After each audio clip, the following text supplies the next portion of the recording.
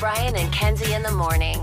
And Chicago's alternative all day. Q101. Jack White playing with Weezer, Riot Fest, Saturday night. In fact, we'll play Weezer in a second before we get to or after the fact, at least the tease of the fact that makes your brain go. But I got to say something before we do the fact. I normally wouldn't say this here, but in case we open up the can of worms on our Mount Rushmore of Chicagoans that we did a year ago when Tom Skilling retired. And Tom Skilling's on there, Billy Corrigan, Oprah, and Michael Jordan. Naturally. And we had massive discussion and debate. This was a scientific, thing. It was not just us pontificating about it. Not the pontiff, the pontificating. Obviously, it was completely scientific. But somebody's got to go because the Pope has to be on the Mount Rushmore, so somebody's got to get bumped. And we mentioned Oprah, and there seems to be some kind of hard feelings. Boy, the text line opened up a can of worms on that one to say bump Oprah right now. But we probably should put the poll up now so at 7:50 we can announce who most people think should be bounced. I asked you this before the show started this morning. I just want to make sure that you feel this way, that being Pope automatically puts you in the top four, that we don't need to evaluate how his Pope time goes. We don't need to see him in action. The white smoke belonging to him and him becoming Pope automatically puts him in the top four? Without question. Really? He's on. Okay. He's the first We American don't know if he's going Pope. to do something really bad yet. What if he does something really bad? Well, what if he's evil Pope? Well- Coming to CBS Thursdays. That's what it sounds like. One of the funnier memes I saw was Chicago Pope this Thursday on NBC. Kenzie, you got here later this morning. Brian's been running through for the last 90 minutes just all the funny memes that he saw yesterday. He's all about it. Oh, my gosh. This is when the internet shines, by the way. It was a good day for the internet. And every once in a while, they come together. They really do hit a few home runs. Yeah. So my husband gets home from an event last night at 10, and he's like, "Do you do your show prep?" I'm like, "Yeah," because every night we all send each other an email with all this prep in it. And he goes, "Did you put the Pope in there? You see the Pope?" I'm like, "Yeah, I got it." Like, what kind of question is that? That dude's awesome. You know what's funny is we all have significant others, and we all do prep, like Kenzie said, at night. We all send each other stories we want to talk about the next day before we make the show plan in the morning. And our significant others, bless their hearts, will come to us and go, something like that. "Did you hear that Chicago's got the new Pope?" Kenzie's like, "Yeah, I got it. I got it covered. We're good." Missed that one. And it hurts our feelings in a way, hurts mine anyway, to have to say like, yeah, I know everything that's going on because I do a radio show and I go through everything 24 hours a day to make sure we don't miss one thing. Because it's not, the Pope is a big story. A lot of people know about the Pope, but the problem is, like, Brian and I have talked about this a lot, where his wife, my girlfriend, they'll come to us and they'll go like, "Oh, did you see this smaller story?" Like maybe like a headline. And like, yeah, talked about it 3 days ago, actually. Yeah, kind of up to date on what's going on. And the thing is, they're so excited to tell us. They're so fired up. They would love to, like, say something and then for me to go, "Oh, my God, that's so good. We have to talk about that." Already talked about it. Yep. I promise you I know about it. Yep. In my See, prep. they come to you with suggestions for bits, but my husband doesn't listen to the show, so he's never been like, "You know what would be good in head-to-head line?" He'd be like, "What are you talking about? Your What's that?" husband would love that also. He's got to check it out. Yeah, that's fair because no one in your family, your mom does from Minnesota, but no one else listens to the show. My mom rarely does. Oh, damn, I She thought she probably was a hasn't big- listened to it in 6 months. I thought she was hardcore. Never mind. No. Well, listen, we'll have more Pope facts coming up. Some that you haven't heard. Obviously, we'll settle the Cubs-Sox debate, which took over the world yesterday. Besides, what's his name? Oh, yeah, wait. Cubs fan, Sox fan. We have audio from his brother coming up after Weezer in 2 minutes to let you know that part of the facts to make your brain go about Pope. Some other Pope facts that you won't believe. Brian and Kenzie. On Q101. Weezer playing Riot Fest headlining night 2, Saturday night with Jack White. Those tickets, a chance to get them in Q101 Fest at 8 o'clock, where you win one-day Riot Fest tickets. You choose the day just for qualifying.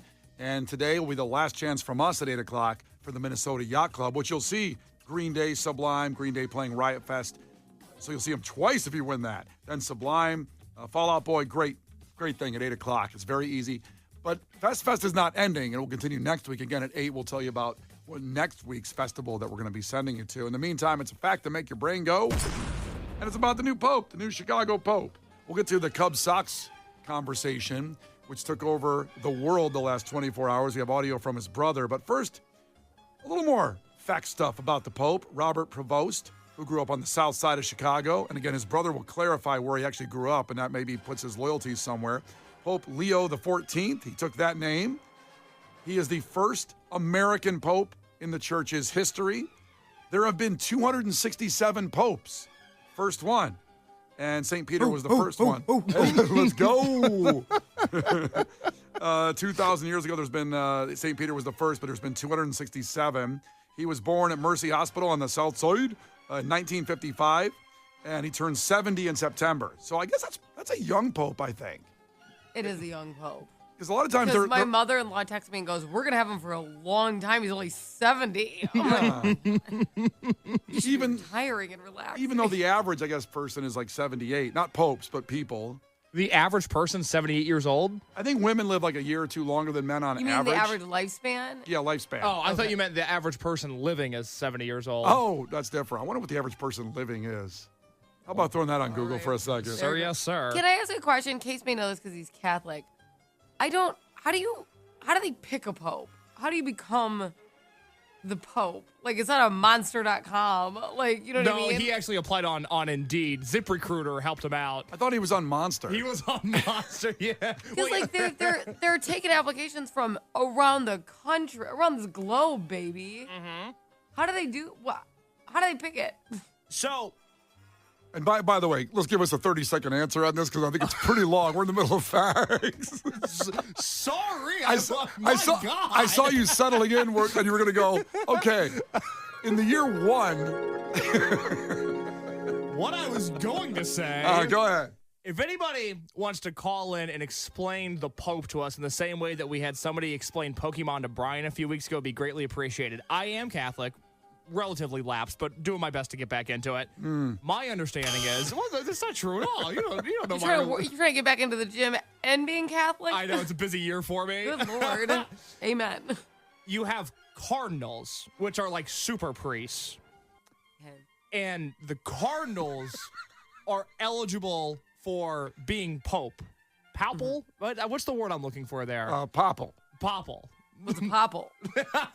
And so these cardinals get in a room together. This is the Conclave. This was one of the movies that was nominated for Best Picture last year, the movie Conclave. It's all about this. You should watch that movie this week, and it'll help explain it. But all these cardinals, which are not birds, they're humans. They're like super priests. They get in a room, and 2/3 of them have to agree on who the next pope is. And there's, they're looking at his stats, they're looking at his goals. It's like, it's like a presidential election. They have like slideshows or something? Because I know everybody. They have a slideshow party, and they say, here's what I want to do.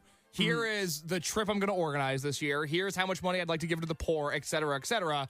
There's black smoke when there's not a pope. There's white smoke when they finally figure out who the pope is. Yesterday, that's smoke from where? Smoke from one of the churches.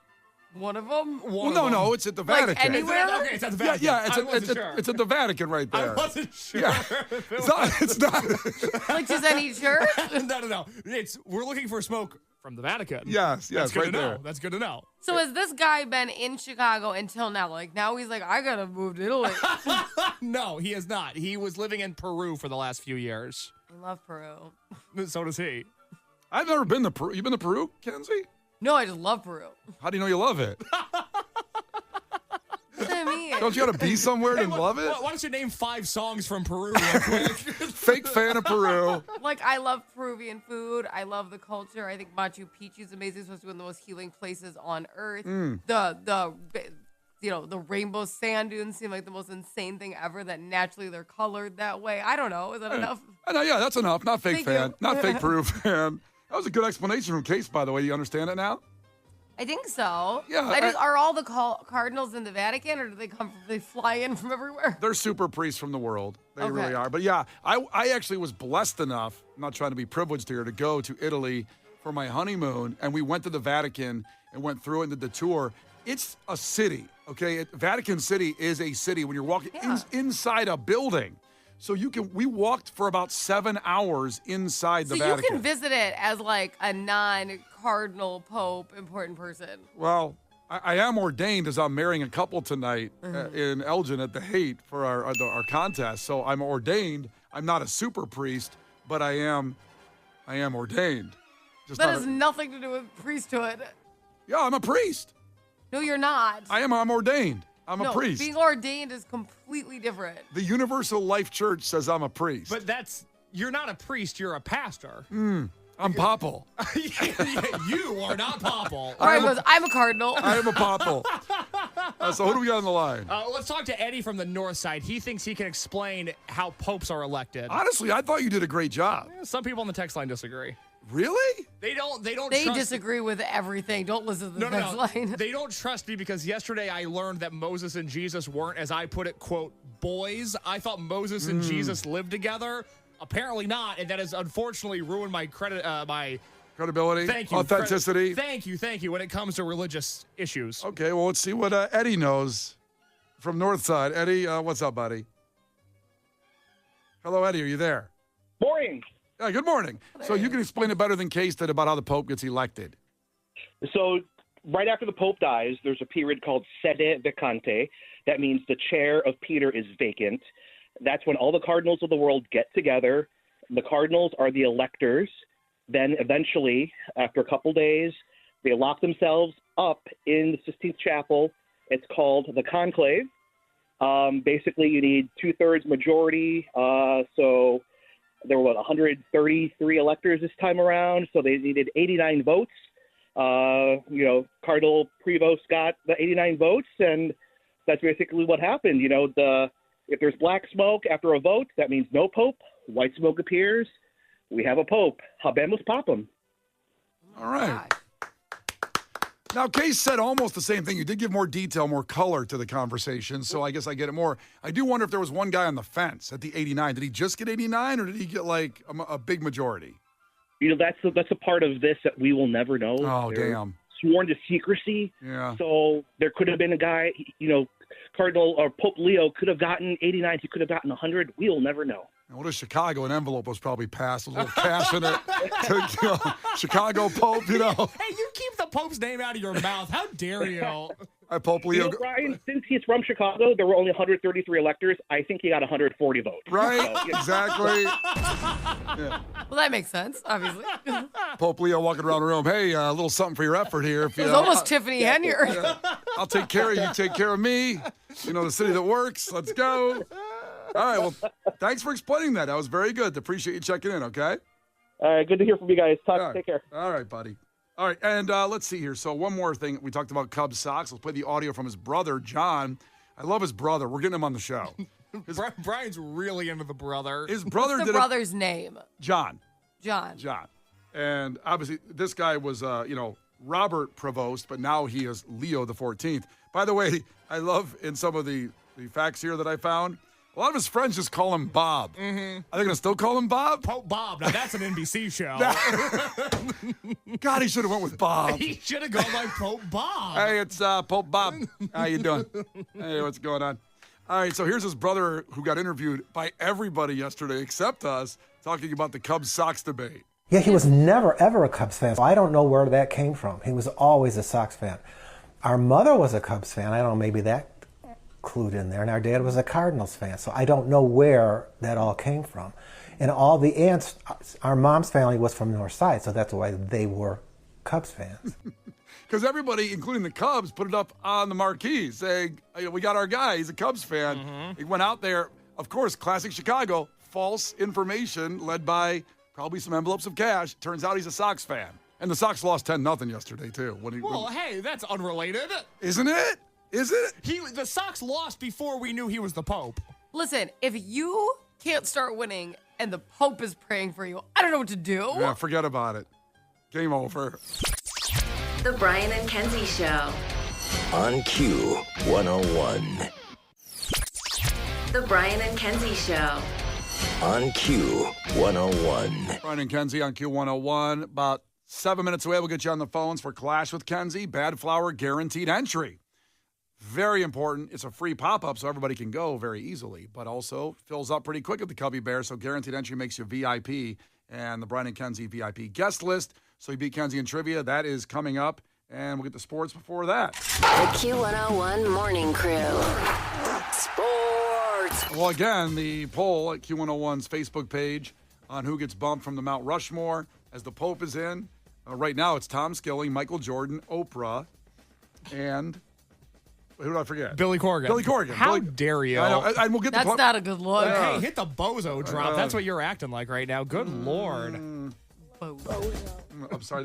Hello, bozo. That is Billy Corgan's kid calling me a bozo. It deserved. Well, Billy Corgan ain't going anywhere. So Tom Skilling ain't going anywhere. Michael Jordan ain't going anywhere. A lot of people saying Oprah. I agree with that. But someone's got to get bumped in the Mount Rushmore. Now, the big debate yesterday was, is the Pope a Cubs fan or Sox fan? Early, Cubs took claim. Cubs fans took claim. It was everywhere that he was a Cubs fan. Then they interviewed his brother. His brother came in and said this. Yeah, he was never, ever a Cubs fan. So I don't know where that came from. He was always a Sox fan. Our mother was a Cubs fan. I don't know, maybe that clued in there. And our dad was a Cardinals fan. So I don't know where that all came from. And all the aunts, our mom's family was from the North Side, so that's why they were Cubs fans. How was his dad a Cardinals fan? I know. It's all, how gross. I think we could all agree here as Sox and Cubs fans. That's disgusting. Unless he knew his son was going to be a Pope and the Cardinals would pick his son. Thinking 2 steps ahead. Did he think that that would help him be able to pick his son? Like, I will wear this Cardinals hat. Yeah, he's like, well, I got the hat, so it's destiny I'll now. be invited. Yeah, love all the conversation about that, the debate. That was the first thing, and not anything normally about. They usually talk to people when they become Pope, like, well, what was he like as a child? Nope, Cubs fan, Sox fan. I think this has actually rejuvenated the fire of that war between Cubs and Sox. I've talked about how it's gotten watered down with the Cubs not winning a playoff games in 6 years and the White Sox being what they are, the worst team in Major League Baseball history last year. But I think the Pope is bringing this war back together.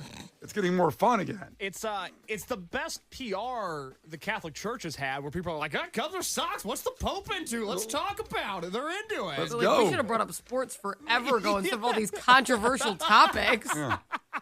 This is going way. Baseball is going a lot better than what we normally talk about. They're into it.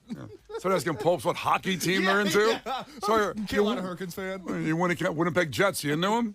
Think about like the next Pope. They're going to be like, under no circumstance were we having a Detroit fan. That's going to get us no good press. The next Pope is like from Portugal. And they're going to ask him, so, ketchup on a hot dog? What do you think? No, wrong, right? Yeah. He's like, I don't understand. Yes. Please pray for the poor. I don't understand. So, the Pope was elected before the White Sox game yesterday. Verified White Sox fan. They lost 10-0 to the Royals. White smoke just in time for the White Sox. Lego. Mm-hmm. And they lost 10-0. Not good. Pope didn't help at all. Right, he's new. Let him get acclimated first. Let him cook. Yeah, he hasn't done the onboarding yet. I don't know if is he technically the Pope right now? He's probably got some paperwork to Do fill you out. think that they have to do like a normal training? Like, okay, we just had these courses from Cumulus, our company, that took 3 hours about like harassment and all this stuff. And I have to tell you, I felt harassed being forced to do it. Okay, so. But, like, do you think that, like, popes, like, when they're getting on board, have to take, like, a certain, like, it's the company policy? You have to finish these courses. Do you think the popes walked around the Vatican like, hey, I'm sorry, where is accounting? I'm sorry, I just had a question about my paycheck. My badge isn't working yet. I can't get in. I imagine the conversation to the Pope of saying, so we're setting you up with direct deposit. What's your routing number? I don't know. Because they get paid. The Pope gets paid, right?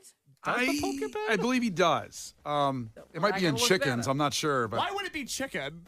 Because we go back to ancient times. Chickens. The Pope does not receive a salary in the traditional sense, i.e. they're blessed with the Lord. Not a bad salary if you ask me. Well, on the deathbed, you have But the total Vatican consciousness. covers all of the Pope's needs. How do they know what all his needs are? He's a Chicago Pope. It's going to be a new set of needs. I need Italian beefs every Friday. Give me some hot dog carts in the Vatican. Now's the time to visit the Vatican. That food is coming up a notch, baby. I can tell you again, having been through the Vatican in 7 hours in that building on our honeymoon, there's no hot dog carts, and I could have used one bad. I needed a bathroom. Is there I needed a hot dog. Is there restaurants? Like, can you eat at a restaurant in the Vatican, or is it all churches? Not in it, but outside it's all. There are a lot of food trucks, but I didn't see any hot dog stands. So there's no restaurants in the Vatican? No, it's not. It's a religious city. It's not Water Tower. Yeah. But people live there. They live there. I know, but they have to leave to eat. You have to leave the city? Yep. He's going to put an orange Julius inside the Vatican now. You're telling me that's a huge waste of time. You know what, Jesus ate. My bad, Kenzie. I forgot. Right before the Sistine Chapel, there's a Cinnabon. That's right. I didn't say it had to be chain restaurants, but they can't have some pasta. It's the Auntie Anne's Cinnabon combo. It's Italy, and there's a whole city without like a bread bowl. Come on. I know. They're working on a Fazoli's. They're going to get a Fazoli's in Vatican City. You know. You have to take a chariot out of the freaking city every time you want to eat. Kenzie, Chariots. if you ever go to Italy and you ever go to the Vatican, carb up before you go inside for that tour. It is a lot. Plus, I walked to the Basilica. I went to the top, and I'm 6'4" &1/4. I had to crawl at some point because, boy, those Italians back in the day were short. Those Italians? Yeah, because I'm talking about the What do thousand. you mean by that? Well, they built it 2,000 years ago. I'm saying like it was short, like 2 feet at one point. I had to like crawl through to keep going to the top if I wanted to get to the top. Wow. God, was there like at least coffee up there or something? No, Or- there's no food or drink anywhere inside. Can you order Uber Eats, or would that not be allowed into the city? Good question. 'Cause people live there. They eat other ways. They How? leave. They leave to eat. And let me tell you, it takes 7 hours to get out of there. Oh my. Anyway, the White Sox lost after the Pope was elected, and he is a White Sox fan. Boy, what a series with the Marlins coming up this weekend. So Chicago has gone 7-11 at home, the White Sox, and 10-28 overall. Now they've gone 4-1 in games, and they've hit 2 or more home runs. Home runs usually lead to victories, you see. Miami is 4-10 on the road, 14-22 overall. The Marlins have the 6th-ranked team batting average in NL. They have the 6th best, actually, which is weird because they're so bad. Yeah, they're terrible. 249. So, yes, tonight, the White Sox against the Marlins on the south side. Get into it. Speaking of the Cubs, they were off going to the Mets, of course, but Jed Hoyer announced they're bringing up their top pitching prospect because of Shota Imanaga's hamstring strain. Again, a quote, he never had one before. He didn't know what went on. He never had a lower body injury. Calling up a former Oklahoma Sooner. And he also had Tommy John surgery already, but they're bringing up the top prospect there to pitch probably tomorrow, most likely, but that game at the Mets tonight. The Brian and Kenzie Show. On Q 101. For Christ's sake, tomorrow's the 4th of July, and we will be open for business. What country you from? What ain't no country I ever heard of? They speak English and what? Utah. Give me 2. Do you enjoy pain? Pain don't hurt. Wax on, right hand. Wax off, left hand. Now fry like bacon, you little freshman piggies! Fry! Playing football in West Canaan may have been the opportunity of your lifetime, but I don't want your life. Well, we normally don't dedicate a movie, but Madeline in Bloomingdale has been waiting for this review. Since we started doing these over a year ago, she mentioned 16 Candles way back when as one of the movies. So Madeline and all the people of Bloomingdale, you are represented here today in the 41st anniversary of 16 Candles. The case will have the review going forward. It came out May 4th, 1984, and had a budget of $6.5 million. It made $23.6 million. It's so weird to see these box office takes of 80s movies because it seems like they did bad. But by their standards, we made 4 times the money. Hell yeah. I mean, they were happy with these takes at the box office. It's all about the net, you see. Yeah. Net profit, Brian. Because the actors weren't making $20 million a movie like The Rock does today. Exactly. And also, there wasn't a Marvel movie out there to set the standard of like it's got to make $1 billion to be successful. So Rotten Tomatoes reported 81% of the critics giving it a positive rating based on 43 reviews with an average rating of 7.1 out of 10.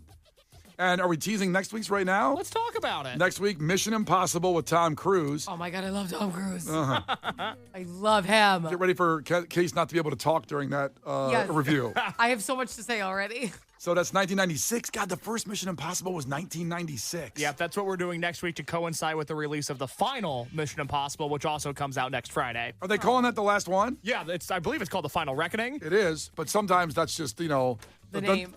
Then it's the real final reckoning comes out 2 years later. I guess I should say the plan is for that to be the last Mission Impossible. Yeah, Fast and Furious had a plan too. Yeah, but then like 5 years goes by and you're like, you know how we could make a lot of money? Yeah. Oh, I mean, once the movie makes $1 billion, they'll sit back and go, why are we stopping this? What are we, idiots? It's an impossible mission. He can't finish it. Come on now. But today is 16 Candles, and we know how Case feels about some 80s movies out there. Let's see what happens with this review. Case, by the way, if you're new to the show, Case is 26 years old. and has never seen these movies, you might be going, why 16 Candles? Well, Yeah, what time warp did I jump into this morning? You might be freaking out. You went through a wormhole on Lakeshore Drive, and you're now in the depression. That's why he does this. And now he's seen so many movies, he's becoming an expert. So, 16 Candles. Let's start with the trailer. What say you? Let's do the trailer first to go back to 1984. And this is what the commercial for 16 Candles sounded like. 16 Candles. It's kind of cool the way she's always looking at me. A movie about love. Maybe she's crazy. Life. Quit feeling sorry for yourself. It's bad for your complexion. Commitment. Come on, you know you're the one I want to bug. Truth. Last night at the dance, my little brother paid $1 to see your underwear. And the most important day of her life. 16 Candles. This is getting good. Rated PG. Special sneak preview April 27th and 28th. Opens May 4th at select theaters. Oh, a special sneak preview at the theaters. We missed out on that, I guess. So that was 16 Candles, the review, which has obviously a lot of people of those 80s movies with our Chicagoans, John Cusack and Joan Cusack. We have Jeremy Piven, an interview coming up at 8:25, where he talks about the Piven Theater and all of them working in it. We'll get to that in a little bit. But Case, 16 Candles, Molly Ringwald the star. What say you? 16 Candles. Lot to be said about this movie, you know? Do you want me to start with the good or with the bad? Give me the good. Okay, you want to start with the good. Interesting. Yeah. Anthony Michael Hall, absolutely phenomenal in this movie. 16 Candles, for those that don't know, it's a movie about Molly Ringwald. In this movie, she wakes up on her 16th birthday. It happens to be the day before her older sister is getting married, and her entire family forgets about her birthday. And as a 16-year-old would do, she stomps around, she pouts, she's in a bad mood the entire movie. It's a very interesting choice to have your main character be such a drag the entire time, and it fits. Like if I was a 16-year-old girl, I would be pissed that everybody forgot my birthday. Yeah, I think anybody would be mad. That hurt your feelings. I can imagine Kenzie and they forgot her 16th birthday. Well, we forgot Kenzie's 28th birthday, so we know how that went. Yeah. But it's a very interesting choice where, Molly Ringwald, not exactly happy throughout this entire movie. Not a joyful person to be around, but luckily the youthful cast, and I will make that note that the youth cast is so much fun that I found the primary story of this movie with her yearning after a popular senior jock while she's a sophomore in high school, and a geek, a freshman, Anthony Michael Hall, him pining after the sophomore that is Molly Ringwald. I found all of that to be very entertaining. It's a movie. I'm sorry, I'm choking on a peanut. Fill time for me real quick, bro. Why were you eating a peanut? Well, because he was all, Anybody want to beat it? he needed some protein to get through this interview, and some peanuts do that. I needed a peanut to get through the segment, and man, did it backfire. All right, I am back. Thank you, Wild Cherry Pepsi, for hydrating me throughout this segment. Nice endorsement.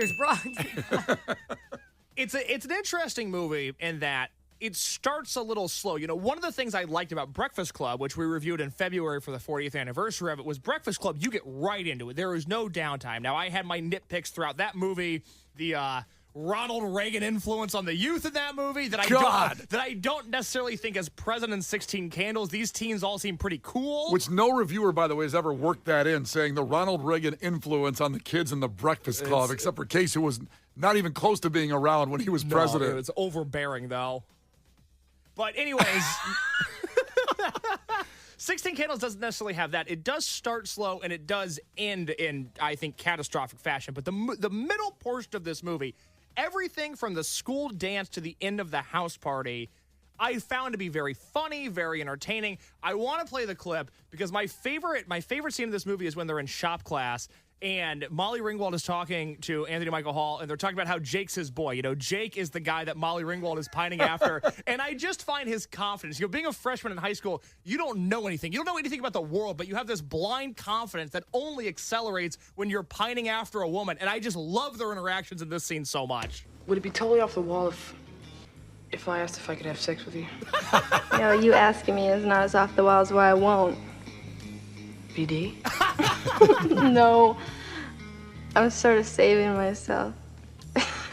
It's really stupid. He doesn't even know I exist. Oh. Jake Ryan. You like Jake? Jake's my boy! I just talked to Jake in the gym. He asked me about you. Did not. He did too. He asked me what you were like. Oh my... Oh, If you're lying, I'll beat the crap out of you. I'm not lying. Fantastic. Again, I love it. He's throwing fastballs in every scene he's in. He's really funny, not only with Molly Ringwald, but when he's with his geeks, John Cusack being one of them. Yeah. All of his scenes really deliver. There's 2 issues with this movie. One of which we'll get out of the way. We've got to rip the Band-Aid off on this. I don't want to spend a ton of time talking about this. It's not the major point of the movie. I know where you're going with this. But I don't. But as we talk about a lot of times, look, when I watch older movies, I'm not watching them with a red pen looking for everything that doesn't hold up with 2025 eyes. I really don't. Because that's not fun. I don't want to chastise people for the things that they enjoyed 40 years ago. There's nothing wrong with liking this movie. Long Duck Dong. The Asian foreign exchange student doesn't hold up, to say the least. The gong sound effect that plays whenever he's on camera, not great. The accent that not only he uses, but everybody uses to imitate him, not great. The constant questioning of whether he's Asian or mentally challenged, not great. I'll just say it. Long Duck Dong, a little distracting in this movie because he's in it a lot. In every single scene he's in, isn't one of those where you go like, oh man, you can't say that anymore. You go, oh my God, this is the lowest hanging fruit imaginable. Not fun at all. I completely forgot that was in the movie because I'm like, what's wrong? And then as you said that, a core memory of him sitting at a table with his hair parted is shot into my mind. I forgot he was in the movie. Listen, I'm going to want to respond. I don't do this very often. I'm responding to this in this fashion. That you're not incorrect in the. I consider myself an evolved human. I think you are. I think you are. And that times change, and you have to evolve with culture, how it goes. Yes, you're hip. You're cool. As a kid, Long Duck Dong. Hilarious. Funniest thing ever. And that actor, by the way, who was in some amazing movies afterward, that's Getty Watanabe, was in Gung Ho. Incredible. Certainly some stereotypes in that movie. Funny as hell. Live in the moment. Enjoy it. Don't overthink it. And I know you do a good job with that on that too, but I loved Long Duck Dog so much. And let me tell you, doesn't hold up. Holds up comedic-wise, maybe not cultural-wise. Oh, sure. The other issue with this movie, as we come to a close here, is the ending of the movie. You know, this is we all think about 16 Candles as this great teen movie. You know, what's it like being a teenager in the 80s? The last half hour of this movie is dedicated to Molly Ringwald's sister's wedding, where she gets her period on the morning of the wedding, and so she basically overdoses on tranquilizers and can't act normally. Every single part of the wedding is a bomb. It is awful, and it is endless, and it's such a bummer because I think all of the teenagers in this movie really bring it. The problem is the surrounding cast, the adults. I don't really like her parents. I can't stand her grandparents. I didn't think they were any funny. And then the sister's wedding. Get out. I don't want to see that. This is a movie about teenagers falling in love, and I gotta watch some woman get married that I don't know. But that was the point, is because you're seeing it through Molly Ringwald's eyes, and she is like, this is dreadful. It's about my birthday. Like, that's how it's supposed to be. That's right. What was she it's like, my birthday. Thank you.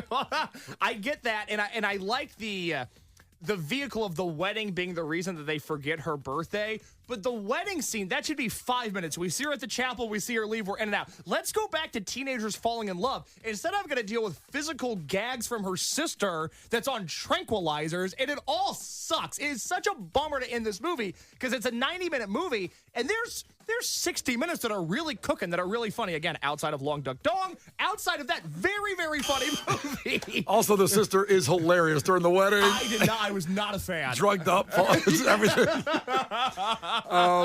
Is there any more scenes you wanted to play? One more or no? Well, I do like, just because it reminded me of me and who I am, once again, we go back to when they're in shop class. They're sitting in the car during the school dance. Those are arguably the best scenes of the whole movie. It's a 6-minute scene. Every line is hilarious. And this is when Molly Ringwald tells Anthony Michael Hall that everybody forgot her birthday. And for some reason, his response is to sing to her. And it just made me laugh so hard. What a decent night, huh? It's my birthday. You say it's your birthday. It's my birthday too. Don't do that, okay? Hey, Jude. Stop it, okay? I mean, it's really been a shitty birthday for me. No offense, but I don't need a serenade right now. What's wrong? You didn't get anything good, or? I didn't get not even a happy birthday. My whole family just sort of blew it off. I'd freak if my family forgot my birthday. It's a brand new year. I'm 16. Everything should be platinum. I should be happy, right? Right? Yeah. Well, I can't get happy. It is physically impossible for me to get happy. Would you feel better if you knew one of my secrets, or? Don't gross me out. No, we're not talking gross here. No, it's just embarrassing. This information cannot leave this room, okay? It would devastate my reputation as a dude. No problem. I've never bagged a babe. I want to make clear, Anthony Michael Hall was 16 years old doing this movie. God, he's unreal in it. This is, it's not a better movie than Breakfast Club as I get to my rating here. I like Breakfast Club more. His individual performance in 16 Candles is better than anything that anybody individually did in Breakfast Club. Wow. All right. So what are you going to rate this movie as? Oh, in God. what? Candles? We could do. How about dongs? No, Long Duck Dong, no, please. I'm not doing Donger that. needs food. Boo. How about hideous dress reveals? Because that's the biggest letdown of 16 Candles. Is she sews a horrible dress, and everyone's like, nobody would wear that. No, it's 1984 fashion is abundant in this movie. I'll go Candles. I'll keep it simple. I'll go Candles. Okay. This is a 5 out of 10. This is 5? This is 5 Candles. There's too many issues with this movie. Oh, boo. Again, Anthony Michael Hall brings it, but the rest of this movie does not hold its weight. It's very disappointing. It's not as good as Breakfast Club. It's no Ferris Bueller's Day Off, which is a movie that I actually had seen before I started doing these reviews. I was let down by 16 Candles. I wanted to like this more. Yeah, but at least Anthony Michael Hall's performance alone and Long Duck Dongs do carry it. All right, here we go. And again, a lot of people in that movie that are Chicagoans with John Cusack, Joan Cusack, and came through the Jeremy Piven Family Workshop. We've talked about that. And so we're going to have an interview with Jeremy Piven. Entourage, Ari Gold, that's coming up here in 10 minutes. A lot of revealing stuff in this interview coming up. We're going to ask the tough questions. Brian and Kenzie in the morning. And Chicago's alternative all day. Q101.